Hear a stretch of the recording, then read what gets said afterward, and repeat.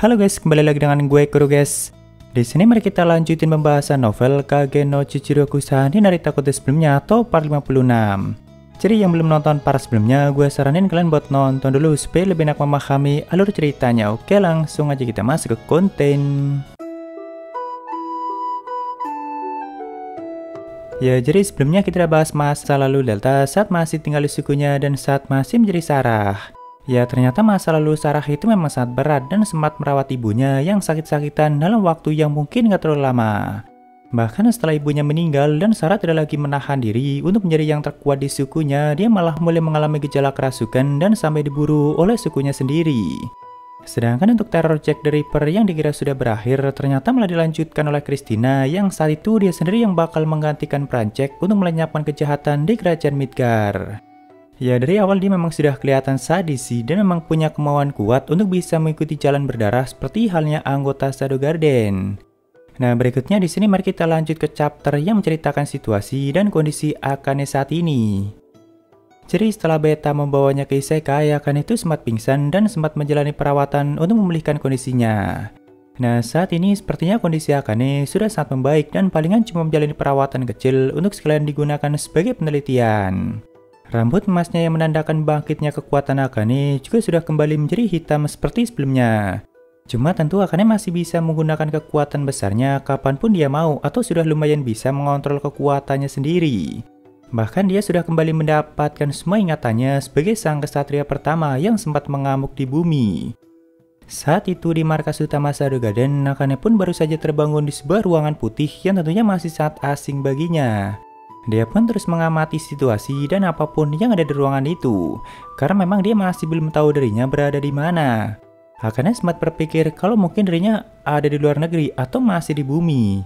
Soalnya semua yang dia lihat di ruangan itu masih cukup mirip dengan di bumi atau di Jepang. Hanya saja semua huruf di ruangan itu memang sangat berbeda dan tentu Akane baru kali itu melihatnya. Dia pun akhirnya menyimpulkan kalau tempat itu merupakan fasilitas penelitian yang cukup besar dan dirinya sengaja diculik untuk dibawa ke tempat itu. Walaupun yang membuat Akane bingung kenapa dirinya dibiarkan lepas begitu saja di dalam ruangan atau sama sekali gak ditahan. Dia pun berpikir kalau mereka sangat meremehkanku, karena dia pikir bisa keluar dari ruangan itu dengan mudahnya. Akane juga bisa merasakan kalau di luar ruangan itu atau di depan pintu ada dua orang yang mungkin sebagai penjaga. Bahkan tak lama setelahnya muncul satu orang lagi yang tepat berdiri di depan pintu.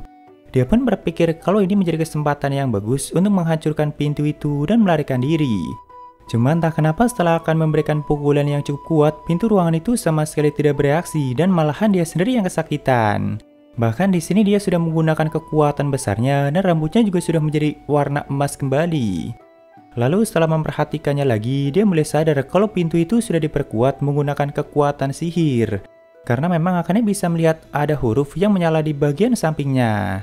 Cuma kan metode semacam itu sebenarnya masih belum ditemukan di bumi. Apalagi kakak Akane sempat mengatakan kalau hampir tidak mungkin untuk menggunakan sihir yang terpisah dari tubuh manusia. Karena di bumi sempat dilakukan penelitian seperti itu dan semuanya telah gagal. Tentu Akane langsung berpikir kalau fasilitas yang menahannya itu punya teknologi yang sangat besar. Makanya tubuh Akane sama sekali tidak ditahan dan hanya dibiarkan di dalam ruangan seperti itu. Cuma karena masih belum yakin, di sini Akane pun mulai mencoba memukulnya kembali dengan pukulan yang lebih kuat dan ternyata hasilnya sama saja. Sampai akhirnya pintu itu pun mulai terbuka karena ada satu orang yang memasukinya dari luar yaitu Beta. Cuma kan pukulan Akane sudah terlanjur dilepaskan dan harusnya langsung mengenai Beta. Namun begitu terkejutnya Akane begitu melihat pukulan kuatnya cuma ditahan dengan tangan kosong dan itu pun kelihatan sangat mudah. Lalu Beta pun mengatakan kalau pintu ini tidak dikunci dan kau bisa memanggil atau keluar kapan saja. Ya di sini Beta itu bicara menggunakan bahasa Jepang dan selalu ada kalimat tambahan di belakangnya yaitu des. Walaupun ya sebenarnya nggak lancar-lancar banget dan masih cukup berantakan, namun Akane cukup bisa memahaminya. Tentunya Akane langsung mengenali Beta sebagai Natsume dan langsung bertanya kenapa kamu ada di sini. Karena kan di bumi mereka sudah pernah bertemu dan Beta itu mengaku sebagai adiknya Minoru Kageno. Cuma Beta malah menjawab kalau aku baik-baik saja dan tentu Akane tidak mengerti apa yang dia maksud dengan baik-baik saja. Setelah itu di sini Beta meminta Akane duduk dan mulai menjawab pertanyaan yang ditanyakan Akane. Dari mulai memberitahu Akane kalau Natsume itu cuma nama samaran yang dia gunakan untuk menyusup ke Mesias dan nama asliku adalah Beta. Lalu Beta juga yang sudah membawa Akane ke tempat itu atau Shadow Garden dan banyak lagi yang lainnya. Intinya di sini Beta memberitahu banyak mengenai situasi Akane saat ini dan bahkan Beta berjanji akan selalu menjaga Akane. Jadi tidak usah khawatir, begitulah yang Beta katakan. Namun Beta menegaskan kalau tindakannya menculik Akane itu sebagai investigasi pada kehidupan di dunia lain. Walaupun ya di sini Akane masih belum bisa memahami semuanya dan masih ada beberapa hal yang membuatnya bingung. Setelah itu, Beta pun mulai mengajak Akane keluar dari ruangan itu, dan tentu Akane semakin dibuat terkejut dengan semua yang dia lihat di tempat itu. Karena memang markas itu sangat besar dengan banyak teknologi sihir yang baru kali itu Akane melihatnya. Apalagi setelah melihat banyak anggota lain yang saat itu sedang berlatih dan menggunakan kekuatan mereka. Nah, kebanyakan anggota Shadow Garden kan memang ras lain seperti Elf dan Beastman.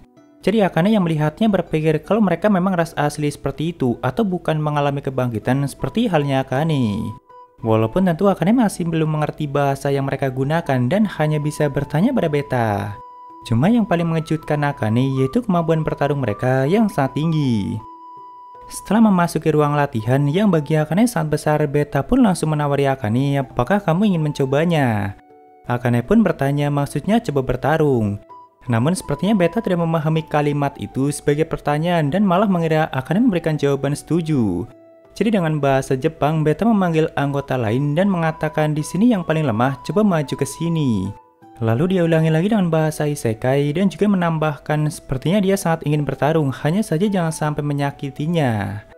Setelah beberapa saat, Lambda pun memanggil satu anggota yang paling lemah di tempat itu, yaitu seorang elf muda dengan rambut yang seputih salju.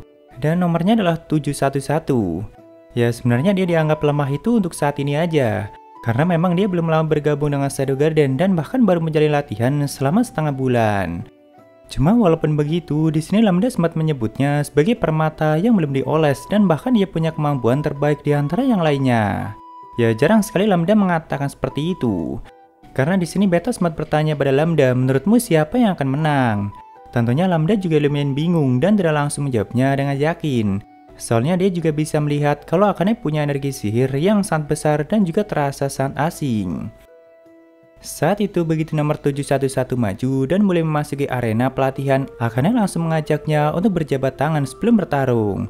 Cuma nomor 711 malah langsung menepisnya dan mengatakan, aku tidak akan kalah darimu dan aku tidak akan berhenti di sini. Akane pun langsung berpikir kalau di dunia ini mengajak jabat tangan itu bukan ide yang baik.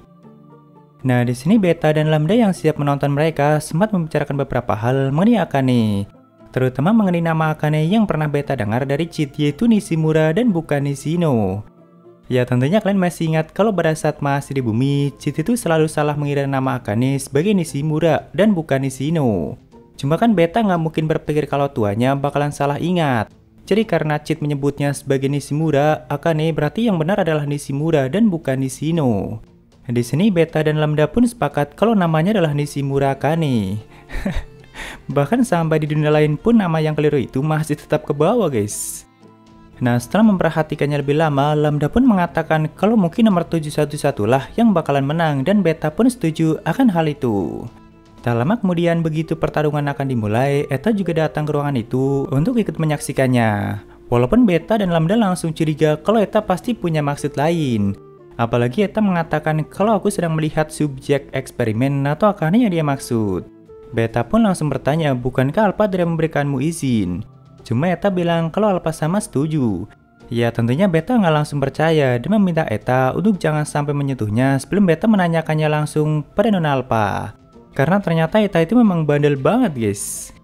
Nah, saat itu begitu pertarungan dimulai, mereka pun langsung beradu pedang menggunakan pedang yang disiapkan untuk latihan seperti itu dan memberikan serangan satu sama lain. Cuma di bentrokan pertama aja kalian langsung bisa merasakan kalau lawannya memang kuat dan bahkan tangannya sampai mati rasa. Padahal tubuh nomor 711 itu cukup kecil dan masih sangat muda. Tentunya Akane sangat tidak menyangka kalau dirinya yang dianggap sosok terkuat di Jepang bakalan sangat kewalahan menghadapi serangan dari gadis muda itu.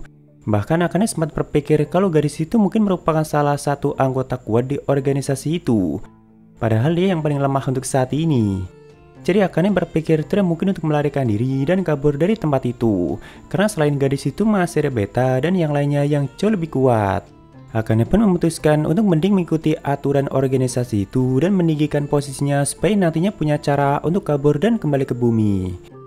Nah, karena Akane semakin terpojok dan merasa bakalan kalah jika terus seperti itu, dia pun akhirnya menggunakan kekuatan besarnya sebagai sang kesatria pertama dan tentu rambutnya langsung berubah warna. Dari situlah pertarungan mereka menjadi semakin sengit dan bahkan perlahan Akane mulai bisa membalikan keadaan. Walaupun tentu nomor 711 juga tidak mau menyerah dan semakin memperkuat kekuatan sihirnya. Walaupun lengannya sudah menerima cedera karena terus menahan serangan Akane yang semakin lama semakin kuat dan semakin cepat.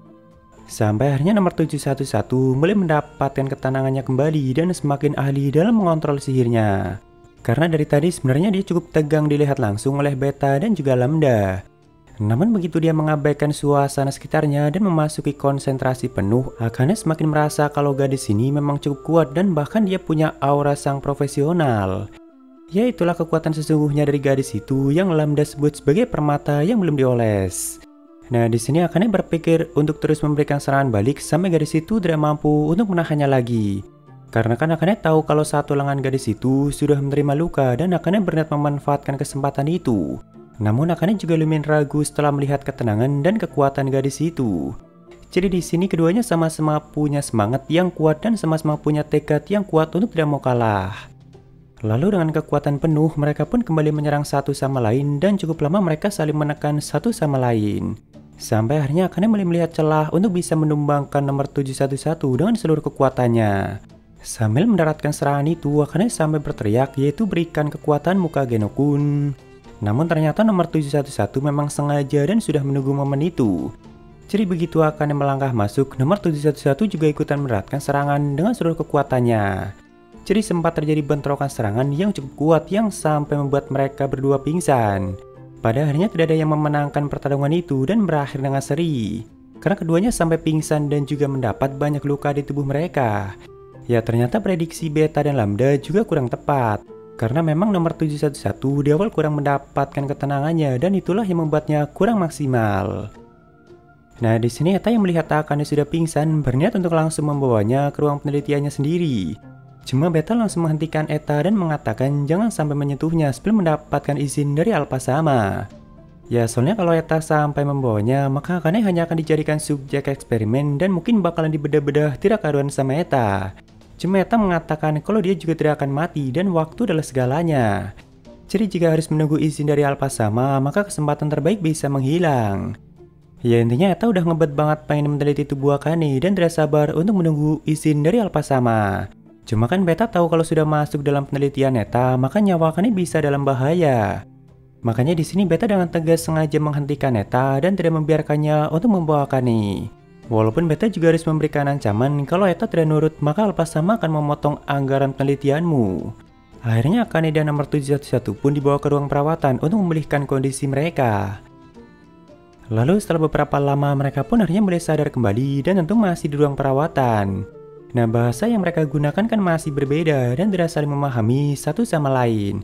Jadi Akane cukup kesulitan untuk bertanya dan mengerti apa yang dikatakan nomor 711 dan begitu juga sebaliknya. Awalnya begitu bangun nomor 711 langsung memanggil ayah dan ibunya yang mungkin sudah tidak ada lagi. Dan bahkan dia sempat mengira Akane sebagai ibunya. Cuma begitu hendak memeluknya, dia langsung sadar kalau ternyata itu adalah wanita yang baru dia lawan. Dia pun langsung melompat dan menjauh dari Akane. Lalu Akane juga sempat bertanya apakah kau baru saja mengalami mimpi yang buruk. Karena kan Akane sempat mendengar kalau gadis itu sempat memanggil-manggil ibu dan ayahnya. Walaupun ya tentu mereka kesusahan dalam berkomunikasi.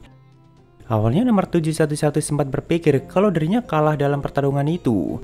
Karena kan setelah bentrokan serangan itu dia langsung pingsan dan begitu juga dengan Akane. Cuma Akane berusaha ngasih tahu kalau kita berakhir dengan seri. Walaupun gadis itu masih tetap kelihatan sedih dan akhirnya keluar dari ruangan itu sambil menangis. Lalu tak lama kemudian Beta pun memasuki ruangan itu dan menanyakan kondisi Akane apakah sudah baik-baik saja. Sedangkan Akane balik bertanya apa yang akan terjadi denganku mulai sekarang dan apakah aku bisa kembali ke Jepang. Mendengar itu Beta mulai menggenggam tangan Akane dan mengatakan aku paham dan aku mengerti. Aku juga berada di pihakmu dan suatu hari nanti aku akan membawamu kembali lagi ke Jepang. Ya tentunya Akane yang mendengar itu langsung menegaskan benarkah aku bisa kembali. Beta pun menjawab mungkin saja asalkan kau mau bekerja sama. Ya sebenarnya Akane menganggap itu sebagai ancaman, cuma kan untuk saat ini memang tidak ada yang bisa dilakukan dan tidak mungkin untuk kabur atau kembali ke bumi sendiri. Jadi cara terbaik adalah bekerja sama dan bergabung dengan organisasi itu. Karena lebih baik dianggap sebagai rekan daripada dianggap sebagai pemberontak dan nantinya malah menyulitkan Akane sendiri. Jadi mulai saat itu Akane sudah resmi menjadi anggota Shadogaden dengan nomor 712.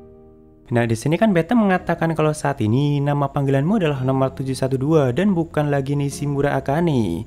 Jadi Akane yang mendengar nama itu sempat ngeblank untuk sesaat. Karena ya harusnya yang tahu nama Nishimura itu cuma Minoru Kageno. Jadi Akane langsung bertanya, kenapa kau memanggilku dengan nama itu? Beta pun balik bertanya, apakah namamu bukan Nishimura Akane? Cuma Akane malah mengatakan kalau itulah namaku. Aku hanya ingin tahu dari mana kau tahu nama itu. Namun Beta hanya menjawab dari orang itu. Dan begitu Akane bertanya lagi siapa orang itu dan apakah dia berasal dari Jepang, Beta hanya menjawab kalau itu rahasia. Ya tentunya Akane langsung teringat Minoru Kageno dan jika dia memang berada di dunia itu maka sudah pasti tujuan Akane akan menjadi sangat berubah. Setelah itu Beta pun mulai mengajak Akane untuk berkeliling tempat itu dan memberitahukan banyak hal supaya dia bisa tinggal dengan nyaman.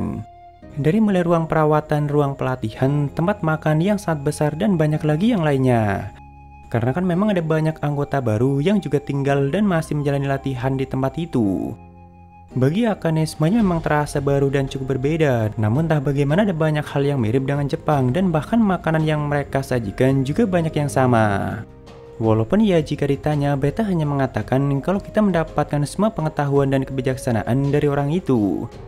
Sampai akhirnya setelah beberapa lama, Eta pun kembali menemui mereka dengan membawa surat atau dokumen yang membuktikan kalau Alpha sudah mengizinkannya. Cuma kan Beta dengan sangat teliti langsung mengeceknya dan ternyata itu cuma dokumen palsu yang sengaja Eta buat sendiri. Nah, karena di sini Eta tahu tidak mungkin lagi untuk menipu Beta dan bahkan Beta berniat mengadu pada Alpha sama.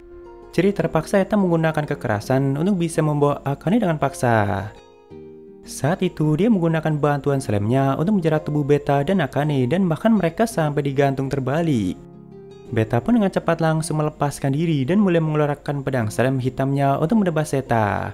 Cuma Eta juga langsung memanipulasi slemnya untuk menciptakan sebuah perisai yang mampu menangkis semua serangan Beta. Bahkan perisai itu sangat kuat dan mampu menyerap kekuatan pedang slem yang Beta gunakan. Eta mengatakan kalau ini teknologi baru yang bereaksi dan menyerap kekuatan sihir.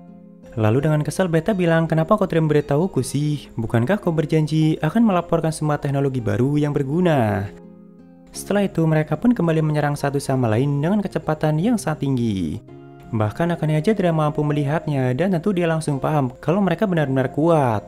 Sangat jauh berbeda dengan nomor 711 yang sebelumnya menjadi lawan Akane. Akane jadi sadar kenapa Beta kelihatan sangat dihormati di organisasi ini. Cuma wanita yang satunya yaitu Eta juga sama kuatnya dan mampu mengimbangi kecepatan Beta. Bahkan dia sangat pintar memanipulasi slime yang dia gunakan.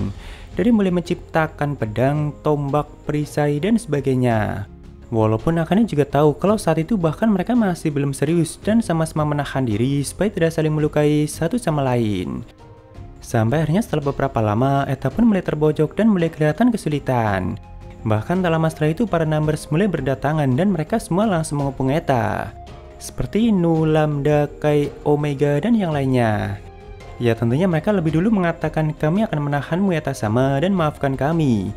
Namun kelihatannya Eta masih belum mau menyerah dan bahkan dia sempat menyebut para numbers sebagai sekumpulan orang biasa. Apalagi setelahnya Epsilon juga muncul setelah mendengar kebisingan itu. Namun dia juga berada di pihak Beta dan para numbers. Karena mungkin Eta memang sudah sering bikin onar seperti itu. Jadi ada dua anggota utama dan beberapa numbers yang siap untuk melawan Eta dan menahannya. Eta tahu dengan ditambahnya Epsilon di pihak mereka bakalan sulit untuk menculik Akane. Di sini Eta pun mulai mengangkat kedua tangannya dan mengatakan baiklah sudah cukup. Cuma ternyata mereka semua sudah paham dan bertanya lebih dulu apakah kau sudah menyerah. Karena mereka paham kalau Eta sudah menginginkan penelitian yang membuatnya tertarik, maka dia tidak akan menyerah begitu saja. Jadi walaupun Eta sudah mengangkat kedua tangannya, mereka semua masih bersiaga dan belum ada yang mau mendekatinya. Apalagi Eta masih memegang alat dan senjatanya. Di sini Beta sempat menyarankan Eta untuk menyerah dan akan meringankan hukumannya. Sedangkan Eta juga menyarankan mereka untuk menyingkir kalau tidak mau menyesal. Namun karena Eta tetap tidak mau menyerah, akhirnya mereka semua pun mulai maju dan berniat untuk menahannya. Cuma di saat itu juga semua pakaian dan selam yang mereka gunakan mulai meleleh setelah Eta mengaktifkan senjata barunya. Dia menyebutnya sebagai gelombang interferensi yang berasal dari kebijaksanaan bayangan. Perlahan Beta dan anggota lain pun mulai kewalahan karena tubuh mereka sudah hampir bugil. Cuma Eta sama sekali tidak terpengaruh. Sedangkan Epsilon sudah menghilang entah kemana dan hanya meninggalkan surat kalau dirinya ada urusan penting.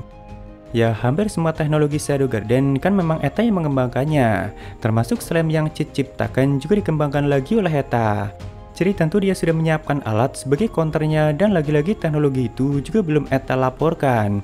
Cuma dia mengatakan kalau alat ini susah untuk diatur dan hanya dia ciptakan secara terbatas. Nah, di saat Beta sibuk mempertahankan slime yang dia gunakan, Eta pun langsung memanfaatkan kesempatan itu untuk membuatnya pingsan. Lalu setelah itu dia langsung membawa Akane ke tempat lain atau ke ruang penelitiannya. Ya ternyata Eta yang selama ini kita kira cukup lemah ternyata malah sekuat itu guys. Walaupun sepertinya cara dia bertarung itu nggak murni mengandalkan teknik dan kekuatan seperti yang lainnya, melainkan dipadukan dengan teknologi dan alat canggih yang dia buat sendiri. Cuma tetap aja dia punya kelincahan dan kecepatan yang sangat tinggi dan bahkan mampu mengimbangi kecepatan Beta.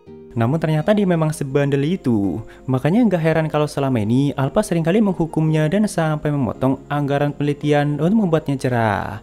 Ya walaupun mungkin Eta bandelnya itu kalau sudah menyangkut hal-hal yang membuatnya tertarik dan berniat menjadikannya sebagai bahan eksperimen. Bahkan Cid aja pernah dia jadikan eksperimen dan sampai diberikan racun pembunuh naga, karena saking penasarannya dengan isi otak Cid dan sangat ingin membedahnya. Ya, jadi lagi dan lagi Akane harus mengalami penculikan dan bahkan kali ini bisa sangat berbahaya. Cuma kita lanjutkan di part selanjutnya, guys. Oke, waktunya sabar ya. Ada dari Equis 2 lambang daun dan gue nggak tahu apa maksudnya, tapi thank you Ek. Lalu dari Yas, semangat terus uploadnya Min. Oke, pasti thank you Yas dan semangat juga buat kalian. Ya itu semua dari Sabaria, makasih yang udah donasi dan mungkin segitu aja untuk pembahasan kali ini.